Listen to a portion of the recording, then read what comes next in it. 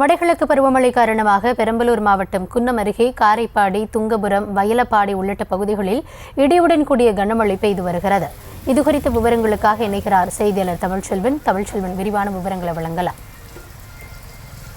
பெரம்பலூர் மாவட்டத்தினுடைய பெரும்பாலான பகுதிகளில் கடந்த ஒரு வாரமாகவே மிதமான மழை பெய்து வர சூழ்நிலையில குன்னம் அருகே உள்ள துங்கபுரம், ஓலைப்பாடி, காரைப்பாடி, அகரம்சீகூர், கீழப்பெரம்பலூர் உள்ளிட்ட பகுதிகளில் இன்று காலை முதலே மழை பெய்து வந்தது.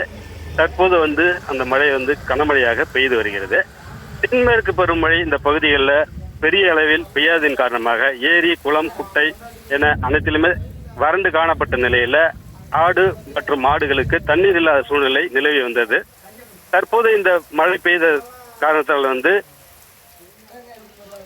இறங்கி இது போன்ற நீர்நிலைகள்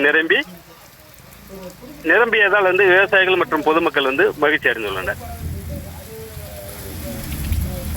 விவரங்களுக்கு நன்றி தமிழ்ச்செல்வன்.